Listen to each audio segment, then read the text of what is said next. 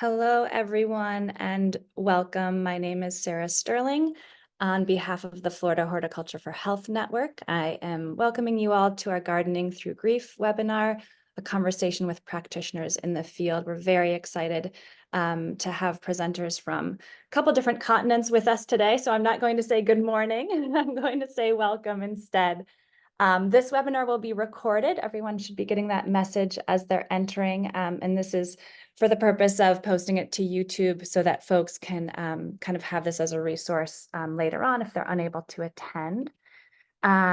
We are also going to be offering the opportunity to answer some questions at the end of the webinar. So if you have questions, you can put those into the chat. We do ask that you either message those to myself, Sarah Sterling, or Lee Deal or Jessica Sullivan, so that the presenters aren't kind of getting bombarded with questions while they're presenting.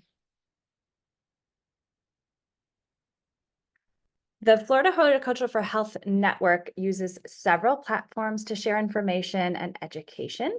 They are listed on this slide that you can see here.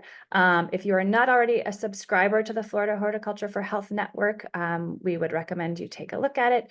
We send out monthly e-blasts to subscribers with upcoming webinars, recent YouTube videos, horticultural information, and other interesting events related to how horticulture can positively impact health.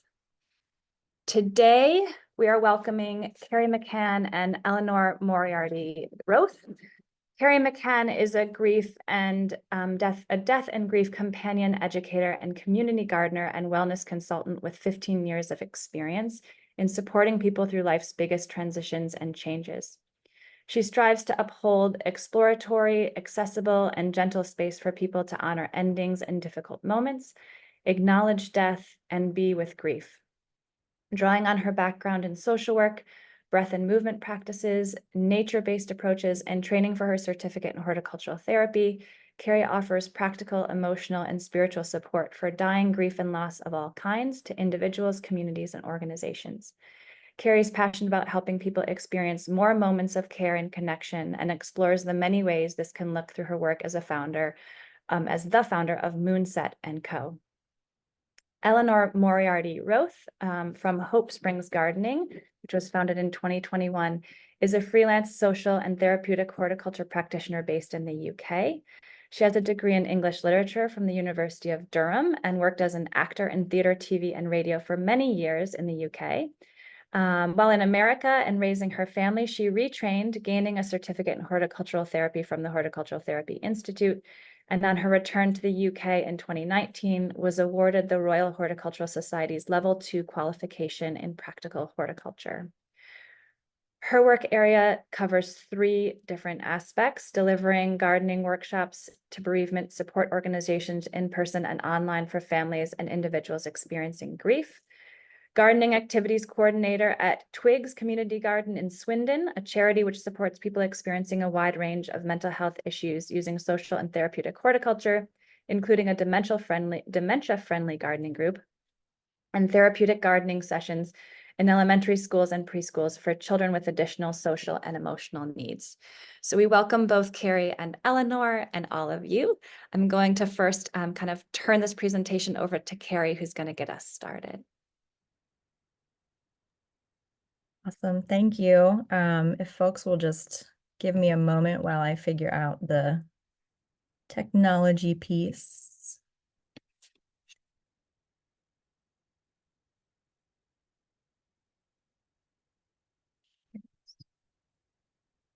All right, can folks see that?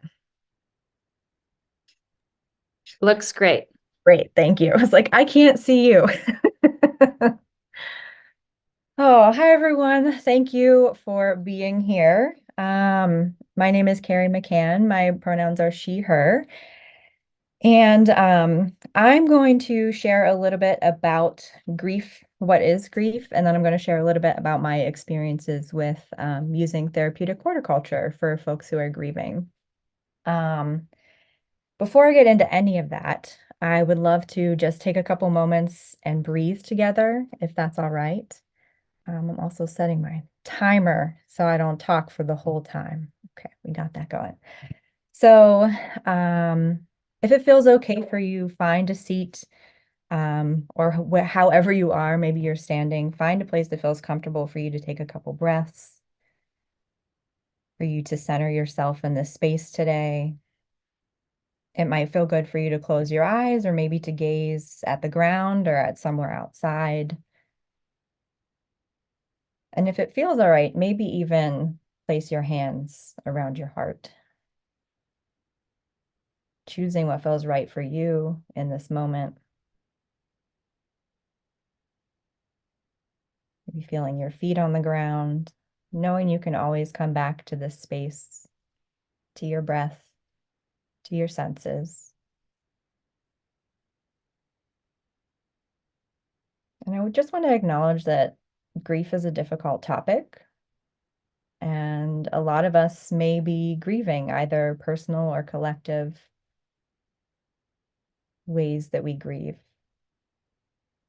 And I'd love to offer an intention for you to take care of yourself during our time together today, knowing that you can always go get some water, you can always come back to your breath, you can always tune in and out as you need to.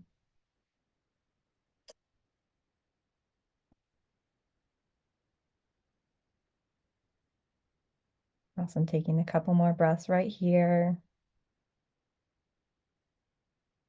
And then if you want to join me, let's all bring our arms up above our head. And on a breath out, we're going to shake it out and take a nice big breath out.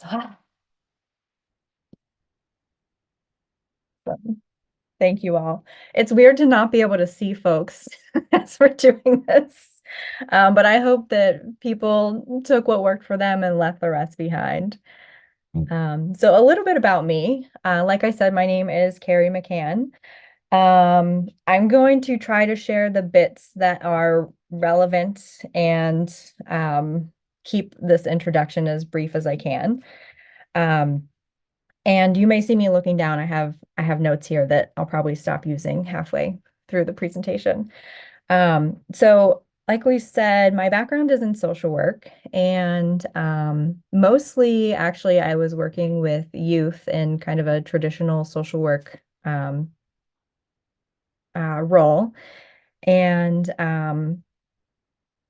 a few years into kind of like my professional world, sometime in my early 20s, I started having a lot of chronic health issues.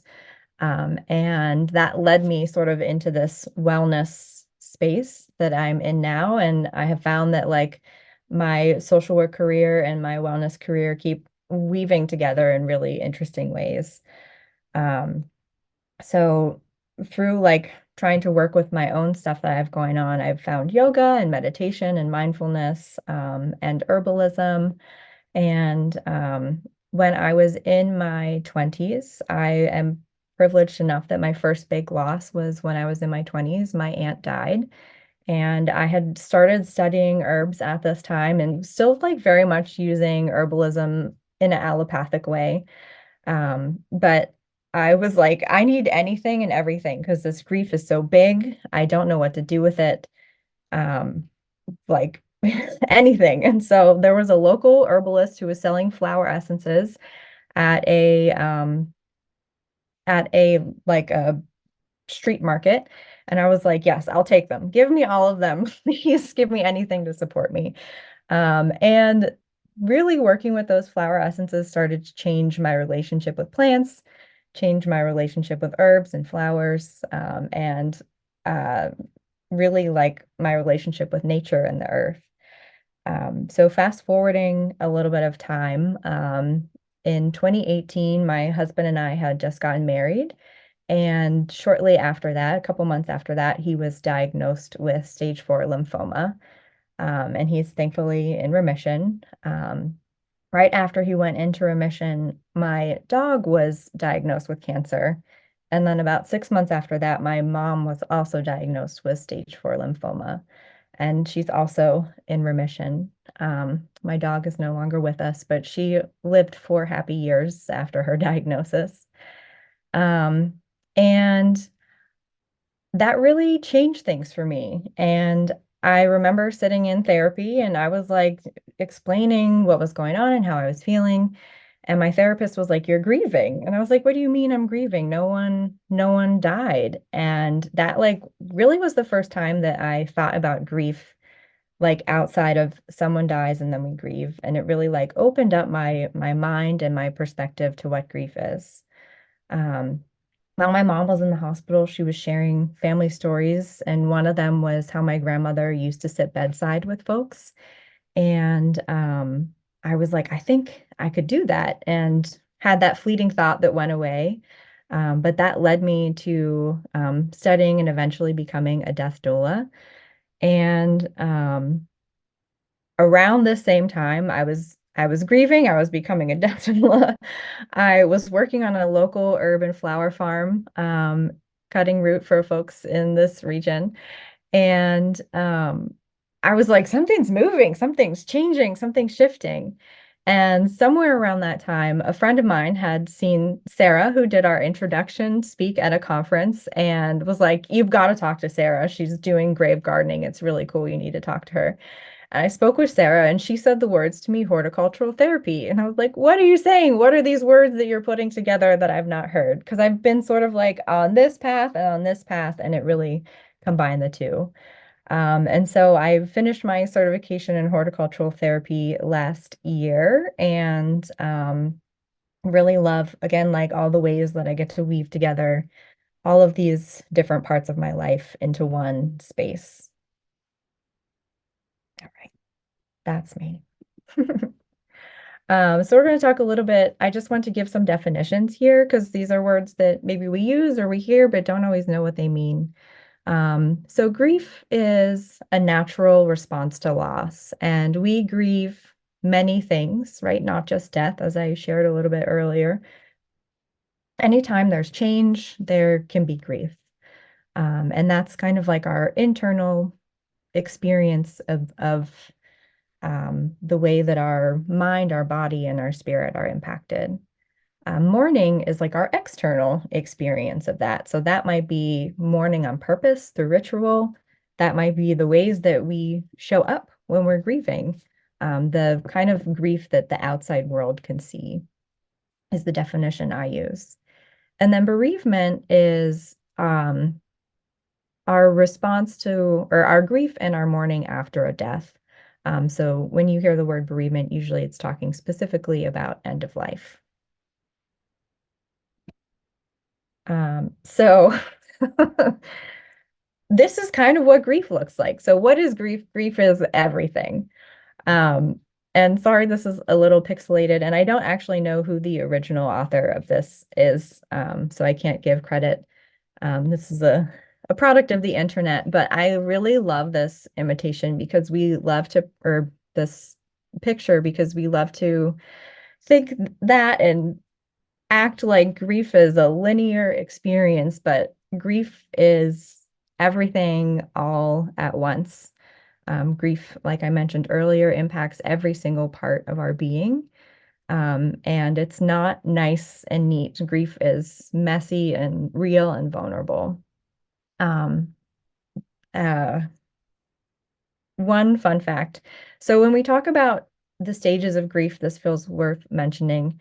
Elizabeth Kubler-Ross created the stages of grief, and she's done a lot of incredible work. But sometimes it can actually be a disservice to grievers when we kind of like try to put things in a neat little linear process that might be happening. And the stages of grief was actually created for people who were diagnosed with a terminal illness. And it was the first time that, at least in like Western medical culture, people were talking about grief or someone was talking about grief. And so people latched on, right? Latched on and was like, okay, this is what grief looks like. But as we know, grief is way more complex than just a few stages. So what is grief? Like I said, grief is everything. It impacts every single part of our being. If you think about a time when you were grieving, like you probably had brain stuff going on and heart stuff going on, and like, I don't know, like I have this weird thing in my shoulder that won't go away. and I just feel so tired or foggy, or I had this like intense experience of joy and I can't explain that. So it's really everything. Um, and this could be an entire, like, what is grief could be, days and days of information. So I'm trying to just kind of sum it up um, as as much as I can. Grief is cyclical. It's a natural response to loss or change, so it's normal. Something everyone will experience at one point or another. And grief looks different for everyone. So a lot of folks will be like, I'm crying so much, or oh, I can't cry. And grief is different for everyone. Grief is not an emotion. When we talk about grief, we often say grief is sadness, or grief is insert emotion here, but it's much bigger than that. I sometimes say grief is a full body sport because it really feels like it is, or a full contact sport. Grief isn't something to be fixed, right? There's nothing wrong with us when we're grieving. It's not something to fix. It is something we can support and care for, but we don't need to fix it. And then it's not something that happens on a specific timeline. Like we like to put timelines on things like you should be doing this by now.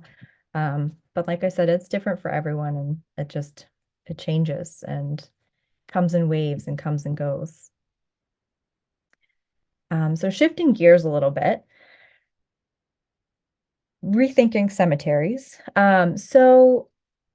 We, so cemeteries started like mid-ish 1800s, early 1800s. And they used to be back in the day, and I would love to do a deeper history on cemeteries, but I don't have time. But in the broadest sense, cemeteries used to be a place where people gathered and came for contemplation and reflection and like lunch, right? People would like have picnics in the cemeteries. And in a lot of or a lot of urban spaces, cemeteries are like some of the only green spaces that we have, and they're huge and vast, and people don't use them. So I love to think about how we can rethink cemeteries. And I'm going to talk about a couple of my experiences in two different cemeteries that I've worked with. So here, I think I forgot to say where I live. I'm just outside of Pittsburgh, Pennsylvania, in the US. Um, and we have a natural burial park or a green burial cemetery here. And it's the only one in our region. And I started working with them 4 years ago. And I started just as a volunteer before I knew what HT was, before I knew what I was what I was doing with my life. I started as a volunteer there. And the next year they asked me if I wanted to start an herb garden. And so I did. So that first year, again, this was like the very first garden I ever created, which feels really special and cool. Um, and that relationship grew into teaching classes there and teaching some like HT oriented workshops there. And it's kind of grown organically and been a really special and neat space. I wanted to just touch base about one other cemetery I've worked with, and then I'll get into sort of like what I've done in workshops. Jefferson Memorial Cemetery started out by doing a talk for them, and that sort of morphed into a relationship that I taught workshops all last summer. And we actually created a cut flower garden there. So anyone from the community can go and cut flowers there. And that's where we ended up holding all of the grief gardening workshops we did. They have a whole horticulture team. So if you do start working with cemeteries, every cemetery is different. They have a whole team there who created the garden design. And then we had a community planting day and led workshops through the warm season. Okay. And then grave gardening too. So this is something that was inspired really from my own family practices, which the two pictures on the right are from my own family. And it's really beautiful to be able to like garden alongside folks on their family graves as an offering for people. And this picture on the left is from another local cemetery, Homewood Cemetery, which I don't have a relationship with, but I do have a vision of being able to use some of these cradle graves, which is what those graves on the left are called, that have those garden beds, be able to do workshops and programming like around those graves. And I know there's a cemetery in Philly who has kind of a volunteer program like that. But to make it intentional and therapeutic, I think would be a really cool thing to be able to do. I'm going to kind of breeze through that. So thinking about like where we can do this beyond cemeteries, and Eleanor touched on this, really anywhere. People are grieving everywhere. So the more community partnerships, the more folks we can work with, I feel like the better, and the more like outside the box we can be. Like I end up doing a lot of things for teachers and educators and support folks. And that is really well received because like I said, people are grieving everywhere and we don't have the platform to um, we don't have the language in our culture to really like talk about it and hold space for that. Um, so thinking about this quote, I think about like, what do we need to support people in the wilderness of grief? And this is, I'm going to kind of just breeze through here pretty quickly, but a framework that I started thinking about, and thinking about like, what are the metaphors, right? What are the metaphors that the garden, that working with the land offers us as we move through our grief process? And so when I'm putting together programming, I'm starting with these as a foundation. Um, I'm also thinking about like creating spaces for people to dip their toes in and then come back out, and dip their toes in and come back out. Um, and giving people lots of choice and consent checkpoints around like what they do and don't want to be doing. Offer lots of, I like to try to offer many different tools so people can take what works and leave the rest.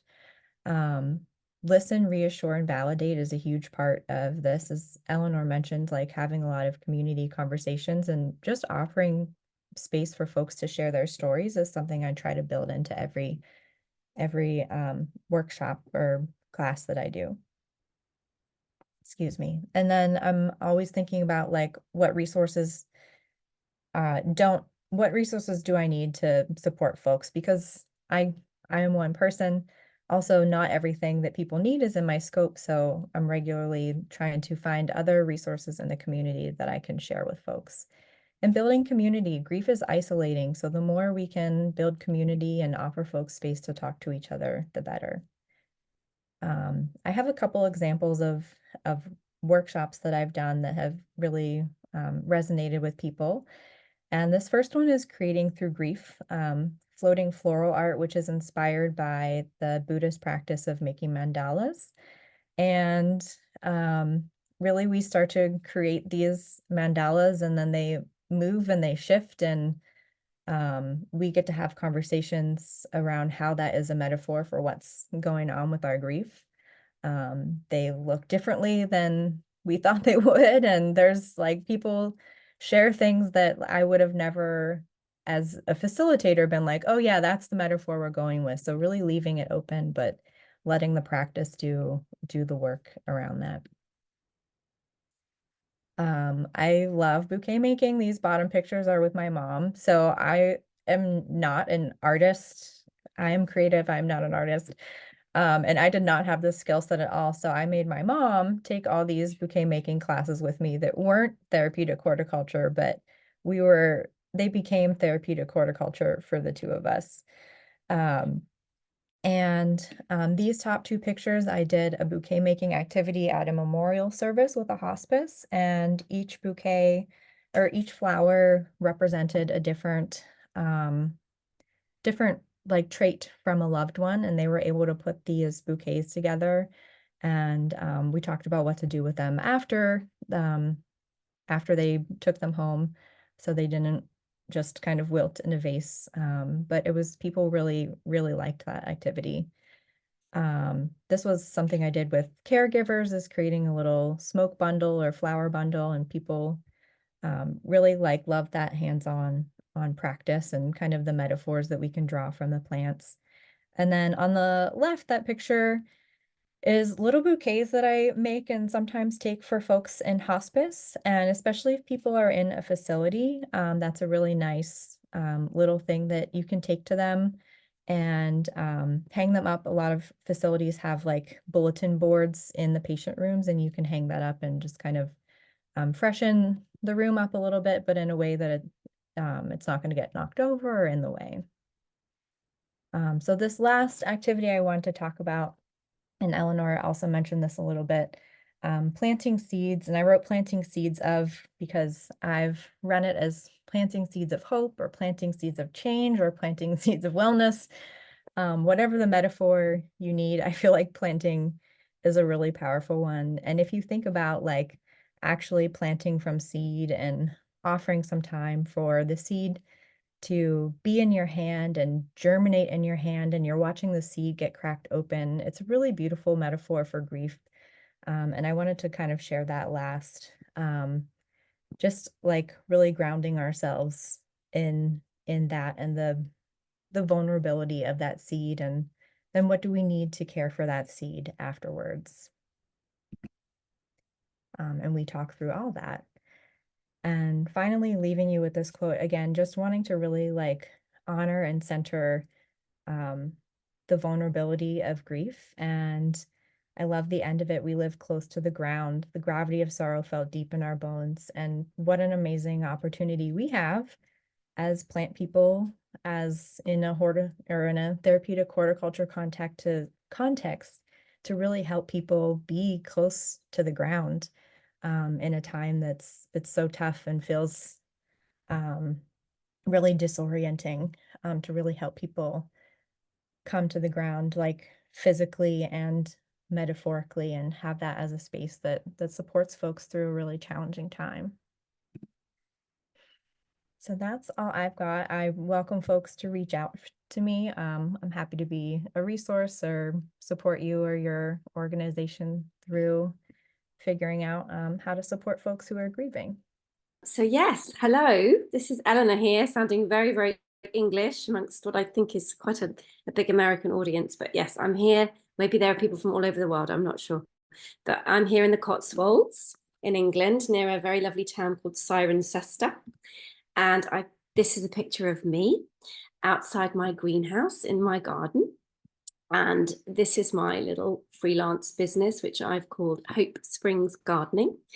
And yes, this is me. So I am going to talk to you a little bit about me to start with and my journey into social and therapeutic horticulture. And yes, so Hope Springs Gardening, which I founded in 2021, just after the pandemic, but it's been a long time sort of bubbling and brewing. But it's really an umbrella term for the freelance work that I do in social and therapeutic horticulture, which, as Sarah had said in the introduction, is three things really that I do. So the first of that, so I'm going to show you the next slide. So the first area that I really focus on, which is my passion, and which is why I'm here today talking to you about gardening through grief, are my gardening for grief workshops that I deliver. So I do both in person, and those are for two organizations, bereavement charities, one called Teddy's Wish, which is a baby loss charity, and one called the SUDC, which is the Sudden Unexplained Death in Childhood charity based here in the UK. And they are both organizations that support families who have lost a baby or a child in infancy, or perhaps in later stages of pregnancy. And those organizations have bereavement retreat weekends for families who are experiencing, or parents particularly, who are experiencing that loss. And I go in and do a little gardening workshop really as part of that well-being and bereavement support weekend. So there's more coming on that later, and on the sort of the format of that and how that works and how I deliver those sessions. But that's part of my Hope Springs Gardening umbrella. So those are my in-person workshops. And then I also deliver some online workshops, which are becoming obviously a bit more popular as well since the pandemic. And the organization that found me to do that work is called The Worst Girl Gang Ever. And it's an online, huge online digital support platform for people who've experienced miscarriage and also baby loss as well. But generally speaking, miscarriage. And I've been delivering some online sessions for them, very similar to what we're doing now, using my computer in the safety of my own home and delivering those workshops. So that's one of my parts of the work I do. The second area, which takes up quite a bit of time as well, is I work in a beautiful community garden here in England. It's about 20 minutes drive from my house, called Twigs Community Gardens in Swindon. And that is a charity that's been going for about 25 years, nearly 30 years. And we support people who are experiencing mental health issues, a whole huge wide range of issues that they come to us with. Anxiety, depression, social isolation, all sorts of different things. And these photos that you can see here are the gardens themselves, and there's me helping somebody there create a kokedama. And that's our dementia-friendly gardening group in the top left-hand corner there. So I've been working with that group for 3 years, and we run sessions on a Friday morning, and we deliver sessions for people experiencing dementia, and they come along with their care as well. So that's another part of my work that I do there. The third area of my work is with primary school, or as the Americans would call it, elementary schools and preschool settings, where we use where I go in and deliver sessions to groups of children using social and therapeutic horticulture for well-being.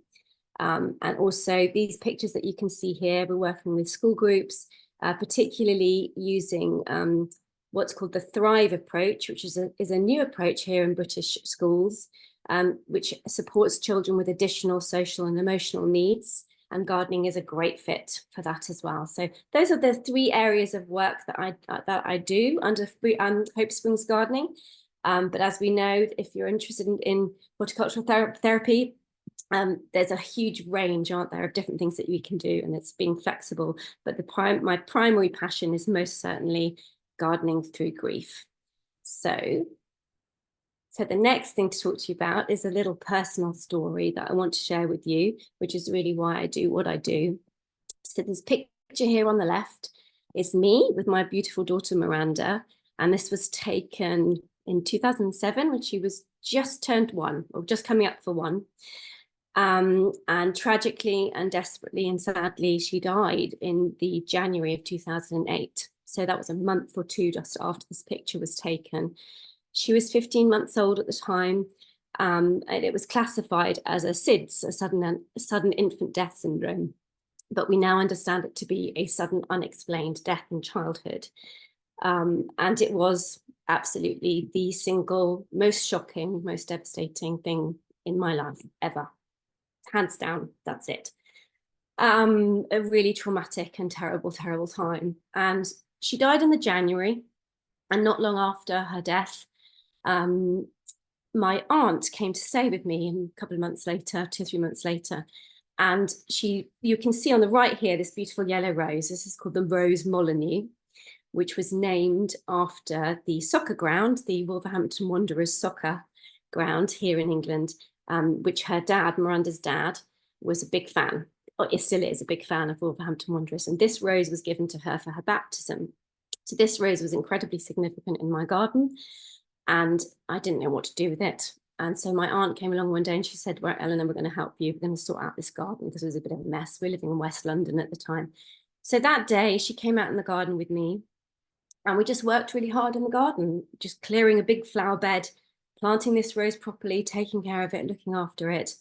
And I just felt something shift that day. Carrie talked a little bit about that earlier in her presentation. Something shifted in me. It was physical work. It was mindful. I was outside. I felt safe. And there's something in there that clicked. I thought, this is actually something that has helped me today. It's made me feel a bit different. Something's shifted. So fast forward a little bit. So this is the garden I created, my first proper garden, really. And this is my little boy, Sam, who was 3.5 at the time when Miranda died. And So, you know, I kind of had no choice but to keep going for him, really, and my husband. And this is the garden I created. You can see in the right-hand corner there, there's those yellow roses, those Molyneux roses that became so special. And really, that first year without Miranda was absolutely the reason that I feel so passionately about why gardening is so helpful for grief. And it's a story I tell, and it's a story I want to share. And I think it has a great impact on people, on populations that I now work with, if they see somebody who has experienced what I went through, but has also used gardening to help them. I'm not saying it's the answer to everything, but it was certainly a helpful tool for me at that time. And I find that in my experience of working with this population, that telling a story and sharing a story like that is a powerful thing to do and has impact if you're in the right place to do it. I would add that most certainly. But this is the garden in London that I found being out in, growing things, tending things, watering things, nurturing. I felt peaceful. I felt a little bit calmer than I had done for the earlier part of that year. And as the year wore on, that also supported me in my grieving process. So there we go. So that is my West London garden. So fast forward a little bit. So that first year without her, gardened a lot. And then I went on, was very fortunate enough to go on to have another baby, Amity. You can see in this picture here. And a big opportunity came up for us to travel across to America. And while we were there, it was to do with my husband's job at the time. It was very difficult for me to leave that London garden, but I knew I wanted to carry on gardening. So I started volunteering at my children's school. So it was a school in Madison, New Jersey called Chatham Day School. And I started a vegetable garden there and just really enjoyed creating this garden from the ground up, involving all the children, all the staff. And it had a huge impact, and it was a really lovely thing to do. Children loved it, staff loved it, I loved it. As you can see, here's Mrs. Weed, who was the office manager, with all the pumpkins that we grew. And we had a really wonderful time. And it was my sort of way of connecting with being out in America as well, in a gardening way. And then we were there for a few years, and then we had an opportunity to go down to Dallas in Texas. And I remember at that point thinking, I really don't want to go to Texas. I'd rather be here in New Jersey or back in England. But this opportunity came up. And the school that we found for my daughters to go to at the time was this school in Dallas called John S. Armstrong Elementary, which had this incredible school garden, which is part of the reason I wanted to volunteer and to go there. And so I ended up volunteering at the school. And here we are. This is Alice's garden, and this is us giving lessons to the children out there. And that was a wonderful experience there while I was there. And while I was there, I found this lovely lady called Sandra, who had done her, she was a social worker background, and she had done her qualification in a certificate rather in horticultural therapy. So this was something all these boxes were starting to be ticked. And I was starting to join the dots about my experience of losing Miranda, how gardening had helped me, and all this voluntary work I've been doing in the schools. So Sandra, who's pictured here with the blonde hair leaning down into the beds here, was working at this homeless program in downtown Dallas, running a horticultural therapy program for people experiencing homelessness. So I went out and helped her with that, volunteered there. And she led me on to the Horticultural Therapy Institute, which is how I then did my certificate in horticultural therapy while I was out in Dallas, and got my Master Gardener qualification as well. And that led me to really thinking about, this passion again for wanting to support people who'd been bereaved using gardening. So coming from my own personal experience, how could I work this out? How could I professionalize this experience and take this into a real thing that actually might help people? From my own experience. So I did my qualification in the certificate in horticultural therapy, and the end project, as many of you may know already, is like a management program that we had to do, which was a project that was what could we do in reality to work with a particular population, and mine was all about grief and bereavement. So that was the kind of the process, as it were. And this is the reality bit that's coming up right now. Okay. So back in England, we came back in 2019. I then did my qualifications here in England, which I thought would help me to start this business. So I did my horticultural training with the RHS, my level 2. And so then we're fast forwarding a little bit about once I'd founded Hope Springs Gardening back in 2021. And I knew that this is what I really wanted to do. So I started to think about all the ways that gardening was good for grief in reality, as I had focused on in my project for the HTI certificate. So a little bit following on from what Carrie was saying earlier.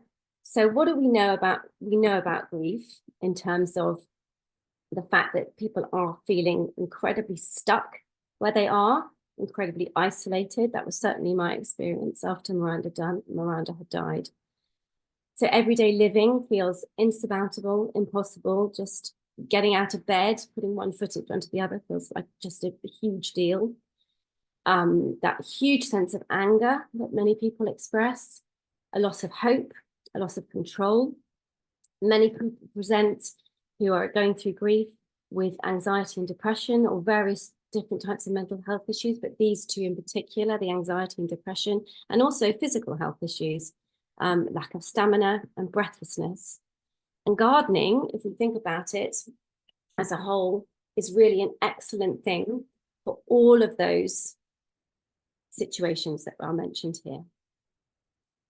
So, as I mentioned in my original piece when I was talking about my garden back in West London and why it helped me and how I describe to people that I work with now how it can be helpful.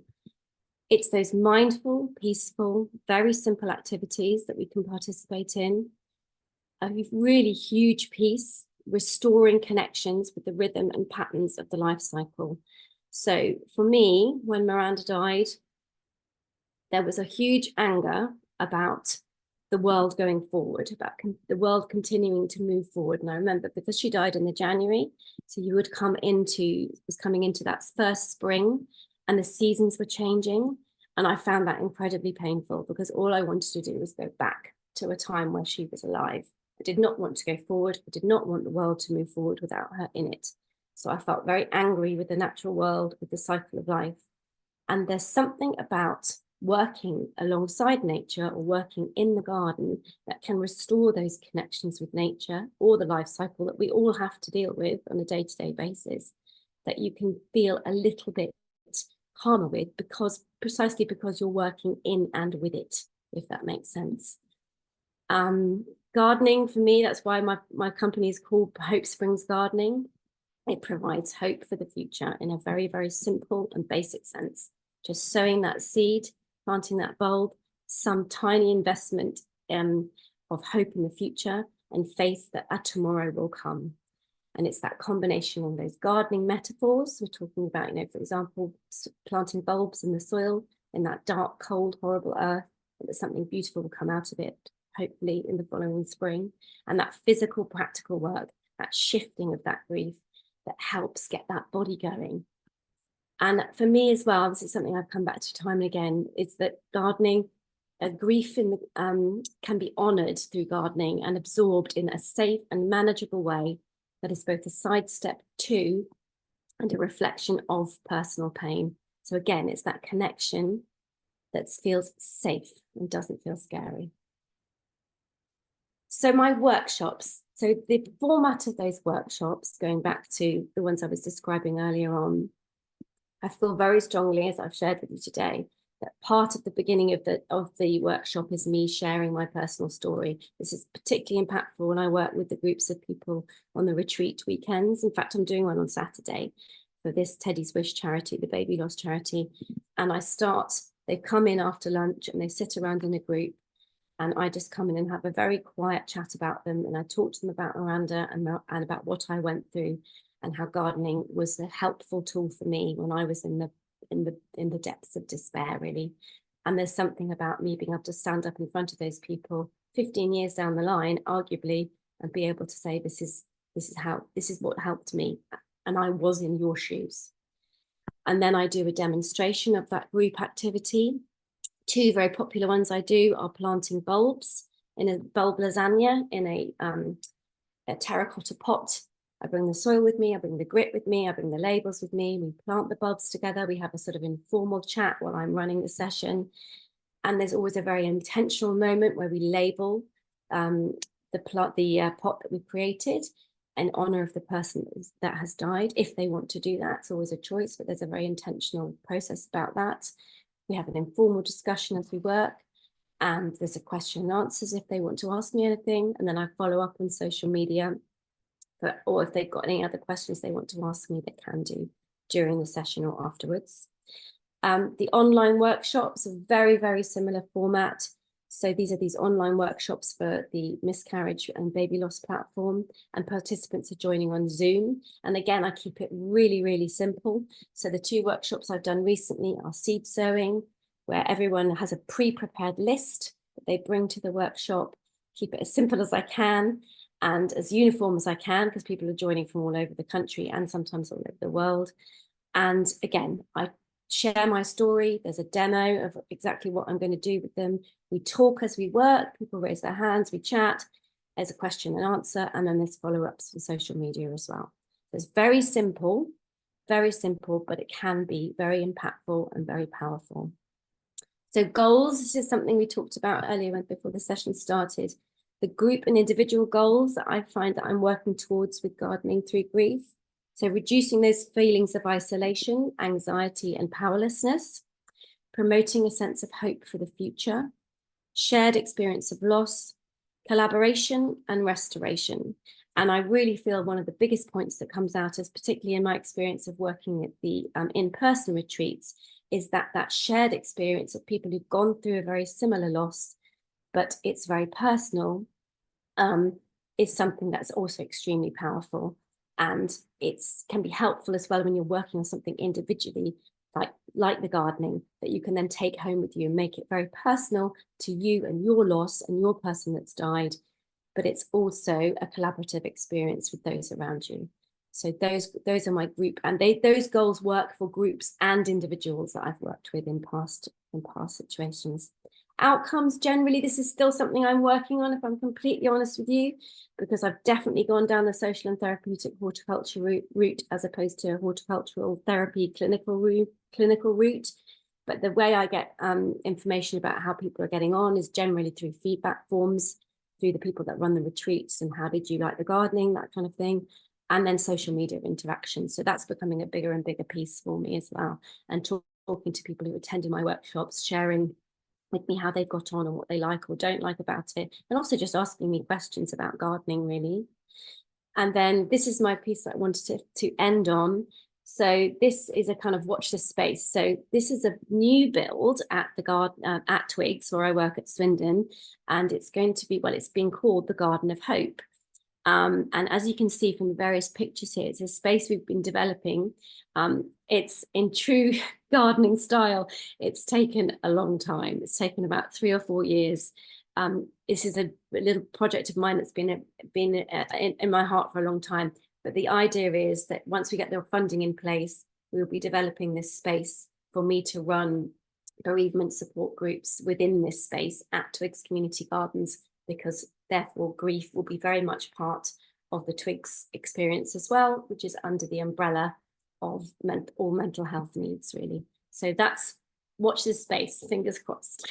So there we go. That's me and my presentation. Thank you very much for listening. Eleanor, thank you so much, and really appreciate you kind of ending with some of the goals and the outcomes, and kind of thinking about that that piece of it, as well as sharing your story, because I think it's so important for all of us to kind of understand the different experiences of grief, and also how we all come to this work that we're doing together on different continents. The first question is also related to Zoom and that sort of thing, and it's for Eleanor. So Carolyn Vachani is interested in whether you find that like online groups have the same connection or community as meeting in person, or how you kind of like deal with the difference between meeting in person versus meeting virtually, to be able to kind of facilitate a personal connection with a topic that is so very personal for so many people. Yeah, really good question. It surprised me how well it did work, actually. It really did. And in some ways the in-person situation is very intense, and you're walking into a space where they're in a retreat, where they've particularly gone through a very difficult morning, for example, doing a lot of very intense work on their child, particularly their child, or their loss. And so I feel like I'm coming into that very intense space and having to, I can be there because I've been there myself to a degree, but I'm also working quite hard to lift that as well. And whereas the online it is strange. It worked better than I thought it was going to. And it's funny actually thinking today, I've missed seeing all your faces. I actually found it quite hard presenting without seeing all of you, making those connections. So I think it's interesting. I think we've adjusted to using online so much, haven't we? So I think one-on-one might be slightly different. I don't know. I haven't done one-on-one in that situation, but it worked better than I thought it was going to. Does that help? Thank you so much, Eleanor. That's a great response. Jessica or Lee, do either of you have questions? I had a request to get the contact information for Carrie. I think in the chat to everyone, I will put in the contact information for both Eleanor and Carrie so that everyone has access to that. Otherwise, we have to kind of go back and forth with putting the slides back up. But Jessica or Lee, do either of you have questions in your chat? I have a question, and this is, I guess, geared toward Carrie, who spoke about creating space for people to share their stories during some of these workshops. I guess the question is, what is your technique for providing that space without putting anybody on the spot? That how is it actually created so that people can step into it and talk if they want, but then there's not this hole where if somebody's not feeling it at the moment? That's a really good question, and definitely a balance. If I So there's two pieces to that. Like if I have a relationship with people, then it might be a little bit different. But if I'm going into a group where I don't know anyone, I'm always trying to create like consent checkpoints and choices. And so I'm very clear when I'm opening up space to talk that people can talk or not talk. And that's always like from the ground rules in the beginning. And I've had some people come to every workshop I've done and not speak. And that's totally fine. That's like what they're getting, what they need out of it. So I'm always trying to just like create space where people feel comfortable enough to advocate for themselves by saying, I don't want to talk, or I do want to talk. And I'm not like, I usually don't, it ends up like we go around, but I usually don't like on purpose go around and say everyone has to say something. So I'm just not setting things up in that way so that people have that choice. Thank you. Jessica, do you have any questions coming to you? Or either the presenters, if something came to either of you, you're welcome to pop into your chat and see if something came to you as a host as well. We'll take just about 2 or 3 more minutes because we got started just a couple minutes late to answer a couple more questions. Yes, Jessica here.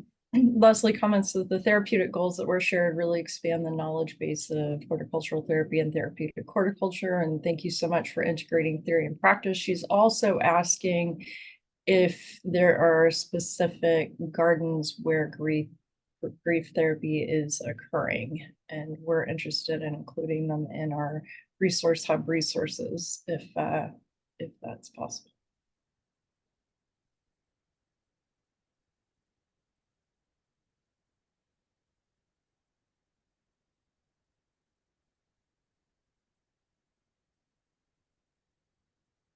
And you can always email them to us later if you wish. Have any contacts there. Let's see, someone else is asking how to access contact with facilitators. I think Sarah put both of those in the chat box.